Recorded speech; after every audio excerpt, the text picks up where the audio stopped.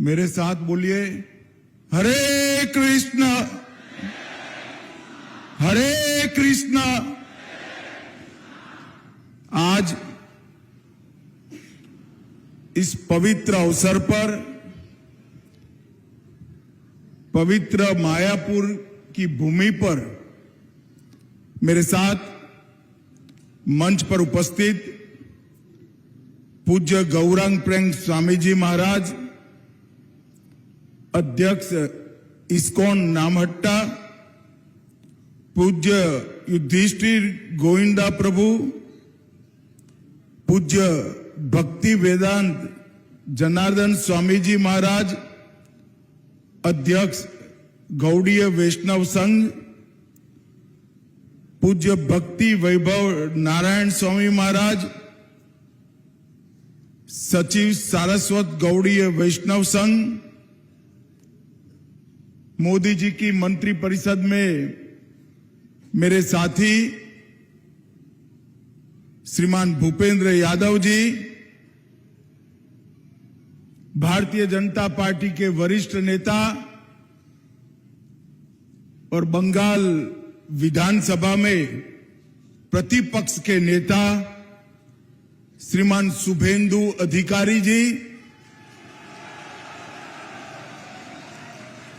मेरे मित्र और भाजपा के प्रदेश अध्यक्ष, राज्यसभा के संसद सदस्य श्रीमान समीक भट्टाचार्य जी, और आज इस पवित्र अवसर पर देश भर से और पूरे बंगाल से आए हुए सभी भक्तजनों को मेरा हरे कृष्ण। सबसे पहले आज सुबह मेरी देश के सम्माननीय प्रधानमंत्री नरेंद्र मोदी जी जोड़े के साथ बात हुई थी। मैंने उनको कहा कि आज मैं सरस्वती ठाकुर महाराज की 152वीं जयंती में मायापुर जा रहा हूं। उन्होंने बड़े मन से और भाव से आप सभी को हरे कृष्ण कहा है।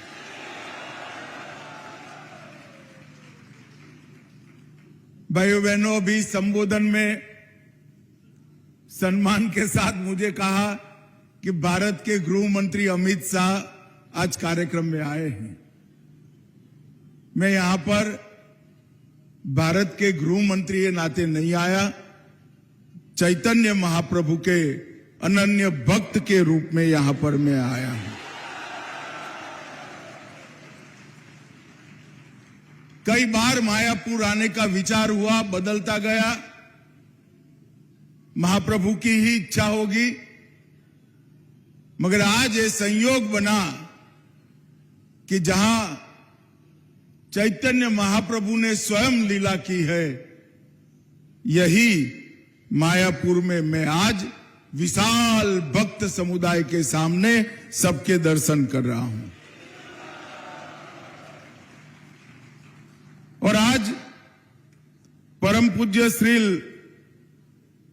भक्ति सिद्धांत सरस्वती ठाकुर महाराज का 152वीं जयंती का समारोह भी है। तो एक प्रकार से मणिकंचन योग है, स्थान भी पवित्र है, दिन भी पवित्र है, और पूज्य संतों का यहां पर सानिध्य भी हमारे सामने है। मित्रों, आज मैं चैतन्य महाप्रभु, प्रभु नित्यानंद, श्री अद्वैत जो महाविष्णु के स्वरूप है, गदाधर और श्रीवास, ये सभी को प्रणाम कर कर मेरी बात की शुरुआत करना चाहता हूं। मैं जब यहां आया हूं तब मायापुर धाम में भक्ति सिद्धांत प्रभुपाद जी और भक्ति वेदांत प्रभुपाद जी को मन पूर्वक प्रणाम कर कर मेरी बात की शुरुआत करना चाहता हूं। क्योंकि ये दो महापुरुष ने ही श्री चैतन्य महाप्रभु ने जो भक्ति आंदोलन की शुरुआत की, उसको न केवल आगे बढ़ाया, आधुनिक बनाकर युवाओं में और विश्व भर के आत्माओं के कल्याण का रास्ता प्रशस्त करने का काम किया।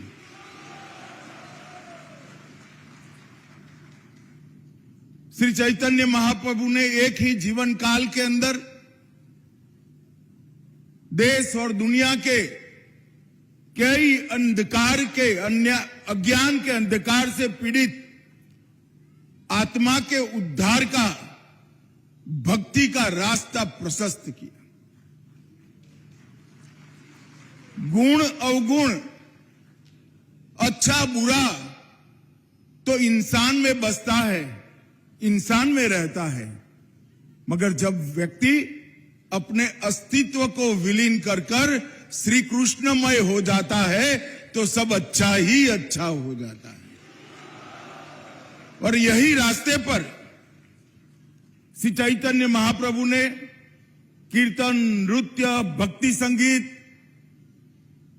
और गीता का अगाध संदेश बहुत सरल तरीके से पूरे पूर्वी भारत में उत्तर पूर्व तक, नॉर्थ ईस्ट तक पहुंचाकर कई अज्ञानी जीवन में प्रकाश का उजियारा, भक्ति का दीपक प्रगटाने का काम किया।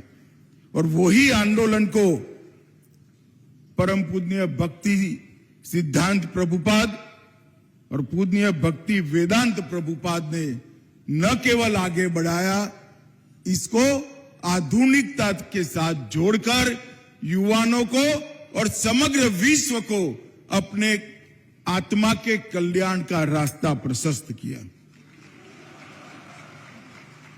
आज बहुत पवित्र दिन है। चैतन्य महाप्रभु के प्रिय सेनापति और गौड़ीय मत के संस्थापक, जिनको हमारे गुजरात में युग आचार्य भी कहते हैं, श्री भक्ति सिद्धांत सरस्वती ठाकुर प्रभुपाद का आज 152वां जयंती है। और आप सभी लोग श्री कृष्ण के, भगवान नरसिंह के और श्री भक्ति सिद्धांत सरस्वती ठाकुर प्रभुपाद के गुणगान करने के लिए यहां आए हैं। मैं भी आज बहुत समय से जो टलता जाता था, वो स्थान का मुझे भी यहां आकर मेरी चेतना को जागरूक करने का मौका मिला है। इसलिए मैं मठ के सभी लोगों का बहुत बहुत धन्यवाद करना चाहता हूं। कोई व्यक्ति अपने एक जीवन में 1 अरब बार श्री कृष्ण जाप का संकल्प ले, वो ही बड़ी बात है। एक कोई व्यक्ति तय करे कि मैं मेरे जीवन में 1 अरब बार प्रभु श्री कृष्ण का जाप करूंगा, ऐसा संकल्प लेना ही बड़ी बात है। मगर अपने जीवन के कालखंड में वो संकल्प पूरा करने का काम श्री भक्ति सिद्धांत सरस्वती ठाकुर जी ने किया। ये दुनिया के लिए एक अनुकरणीय उदाहरण है। एक जीवन में 1 अरब बार श्री कृष्ण का नाम स्मरण, एक बार भक्ति के साथ श्री कृष्ण का नाम स्मरण करने से ही चेतना जागृत होती है, ऊर्जा की प्राप्ति होती है। कई सारे मन के सामने पड़े हुए अज्ञान के अंधकार दूर हो जाते हैं। हम कल्पना कर सकते हैं कि एक व्यक्ति ने एक जीवन में 1 अरब बार श्री कृष्ण का नाम जप किया, वो व्यक्ति ने अपने जीवन को सच अर्थ में श्री कृष्णमय कर दिया। और वही रास्ता उन्होंने गौड़ीय मठ के माध्यम से सबके सामने रखने का काम किया। आज कदाच 100 साल के बाद कोई ये बात को बोलेगा तो दुनिया में इसको मानने के लिए कोई तैयार नहीं होगा कि 1 अरब श्री कृष्ण नाम स्मरण कोई कर सकता है। श्री भक्ति सिद्धांत स्वामी जी ने धर्म को कई प्रकार की मान्यताओं की रूढ़ियों से बाहर निकालने का काम किया। उन्होंने एक सिद्धांत प्रस्तापित किया कि आधुनिकता धर्म की दुश्मन नहीं है, आधुनिकता से ही धर्म आगे बढ़ता है, वो धर्म की साथी है। और एक जमाने में प्रिंटिंग प्रेस को वर्ज्य माना जाता था, सुनना, याद करना, इसके माध्यम से ही भक्ति पनपती थी, बढ़ती थी, फैलती थी।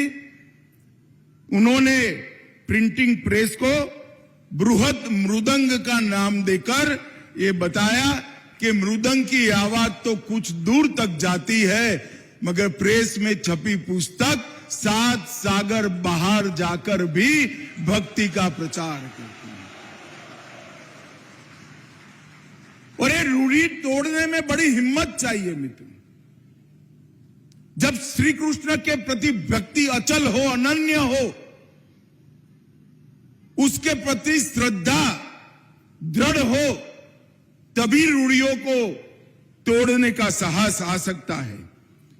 और उन्होंने ये जो आध्यात्मिक इनोवेशन किया, नवाचार किया, इसके माध्यम से ही आज ये संप्रदाय विश्व के 7 खंडों के आत्माओं के कल्याण के लिए कार्यरत हो पाया है।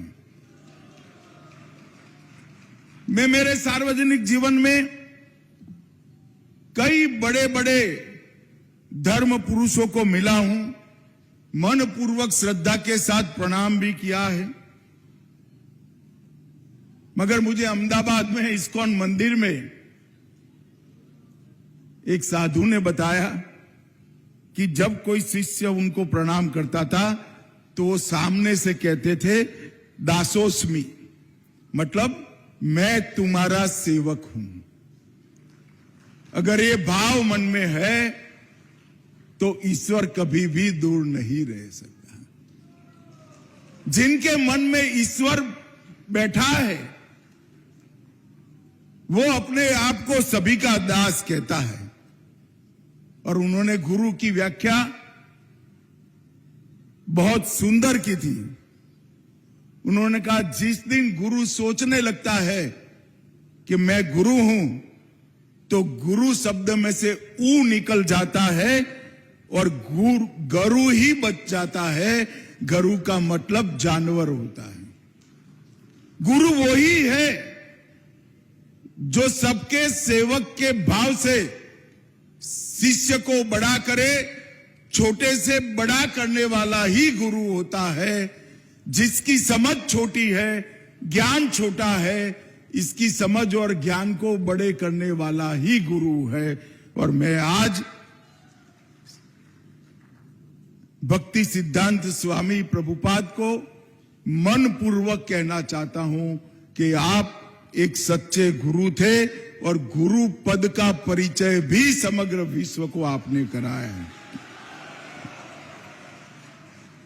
इन्होंने जाति के बंधनों को तोड़ने के लिए भी ढेर सारे काम किए।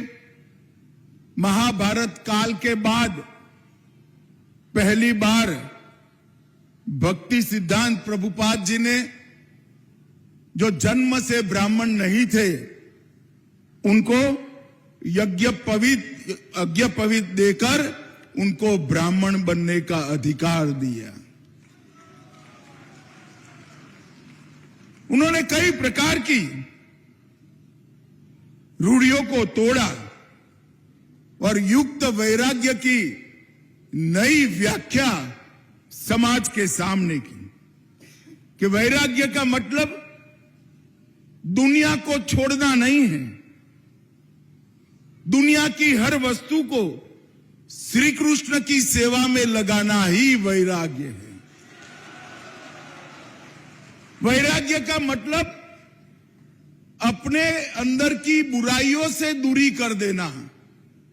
वैराग्य का मतलब संसार में सब कुछ छोड़ना नहीं है, बुराइयों को छोड़कर समस्त संसार को श्री कृष्ण की भक्ति में लगाना ही वैराग्य है। और आज ऐसे युग दृष्टा, युग पुरुष, महापुरुष का 152वां जन्म जयंती है। एक प्रकार से कई लोग भक्ति सिद्धांत प्रभुपाद जी को जीवंत विश्वकोश भी कहते हैं। वो खगोल विद्या के बड़े जानकार थे, गणित और संस्कृत का बहुत अध्ययन रहा उनका, और फिर भी सभी कुछ श्री कृष्ण के चरणों में समर्पित कर भक्ति मार्ग पर ही पूरा जीवन उन्होंने व्यतीत किया। हमारे वेदों और उपनिषदों में कहा है कि भक्ति बिना का ज्ञान अहंकार उत्पन्न करता है और ज्ञान सहित की भक्ति ट्रांसफॉर्मेशन मतलब रूपांतरण लाती है। वेदों के ये वाक्य को भक्ति वेदांत जी ने पूरे जीवन आचरण कर आगे बढ़े। मित्रों, आज मैं जब यहां आया हूं तब मायापुर में जो आध्यात्मिक केंद्र बन रहा है, मुझे सभी परिचय करा रहे थे। मैं संस्था को ये कहकर जाना चाहता हूं कि ये आध्यात्मिक केंद्र से न केवल देश, पूरे विश्व के भक्तजनों को बहुत बड़ी उम्मीद है कि यही केंद्र विश्व के कल्याण का कारण बनेगा। और ये मायापुर धाम में बनने वाला ये केंद्र कई युगों युगों तक भक्ति मार्ग का प्रतिपादन करता रहेगा। चैतन्य महाप्रभु, भक्ति वेदांत प्रभुपाद, भक्ति सिद्धांत प्रभुपाद, इनके ढेर सारे सिद्धांतों का ये प्रतिपादन करता रहेगा। और भक्ति सिद्धांत प्रभुपाद जी के जीवन में अनेक बड़े काम हुए, उसमें से सबसे बड़ा काम किया उन्होंने भक्ति वेदांत प्रभुपाद जैसे शिष्य को तैयार कर इस संप्रदाय को आगे बढ़ाया।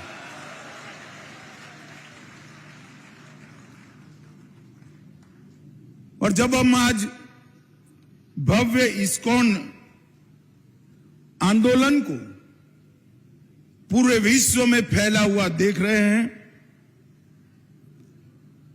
तो भक्ति वेदांत प्रभुपाद जी और उनके प्रेरणा स्रोत भक्ति सिद्धांत प्रभुपाद जी, ये दोनों के जीवन का ही सारा कर्म फल है कि आज इस्कॉन पूरी दुनिया में फैलकर सनातन धर्म की ध्वजा को पूरी दुनिया में पहुंचा रहा है। मतुआ समाज ने भी समाज कल्याण की भावना को हमेशा आगे बढ़ा है।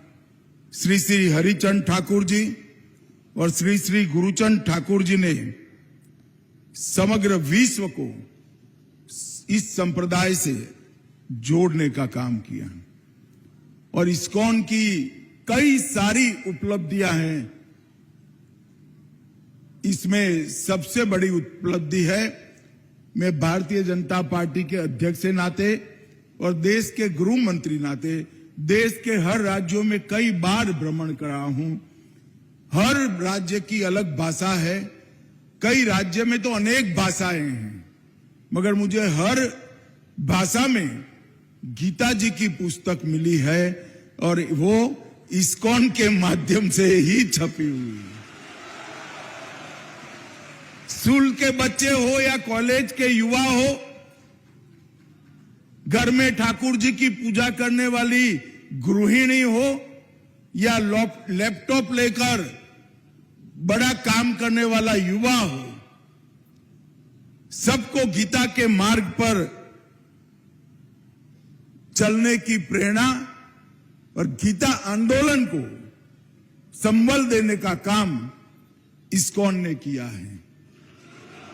और इसीलिए हमारे प्रधानमंत्री नरेंद्र मोदी जी भी दुनिया से कोई भी देश का राष्ट्राध्यक्ष या मंत्री आता है तो उसको भेंट में गीता देने का काम करते हैं, क्योंकि यही संदेश समग्र विश्व के कल्याण का संदेश है। मित्रों, मैं ज्यादा कहना नहीं चाहता। मुझे इस्कॉन के बारे में भी ये कहना है कि न केवल भक्ति आंदोलन को मजबूत करना, हमारी परंपराओं का, हमारे शास्त्रों का प्रचार प्रसार करना, इस्कॉन ने सेवा के क्षेत्र में भी बहुत बड़ा काम। कई प्रकार की कुदरती आपदाओं में जब वहां जाकर देखते हैं तो सबसे पहले इस्कॉन का प्रसाद देने का पंडाल लग गया होता है। मुफ्त भोजन वितरण, अस्पताल, स्कूल, कॉलेज, इकोलॉजी की सभी सिस्टम को मजबूत करना और भारतीय उत्सवों को फिर से एक बार युवाओं तक पहुंचाने में इस्कॉन ने बहुत बड़ी ताकत लगाई है और सफलता भी प्राप्त करी है। आज मैं यहां आया हूं बड़े मनोभाव के साथ, भगवान नरसिंह के सामने भारत के कल्याण की प्रार्थना कर कर यहां आया हूं। मुझे भरोसा है कि नदिया की ये भूमि पर चैतन्य महाप्रभु जी ने स्वयं लीला करी है। वहां पर अब भक्ति मार्ग का एक बहुत बड़ा प्रचार का केंद्र बन रहा है और जागृत स्थान भगवान नरसिंह का यहां पर है। मुझे विश्वास है कि भगवान नरसिंह हम सब पर जरूर कृपा करेंगे और 2047 तक हम विकसित भारत और सनातन का संदेश पूरे विश्व में पहुंचाने में सफल होंगे। यही मेरी आपको शुभकामनाएं हैं। फिर से एक बार मुझे यहां इस कार्यक्रम में सम्मिलित होने के लिए गौड़ीय मठ ने बुलाया, यहां उपस्थित रहने का मौका दिया और मेरे विचार आपके सामने रखने का मौका दिया। इसलिए गौड़ीय मठ संस्था का हृदयपूर्वक धन्यवाद करता हूं और अंत में फिर से एक बार आप सब मेरे नाम साथ बोलेंगे, हरे कृष्ण हरे कृष्ण, कृष्ण कृष्ण हरे हरे,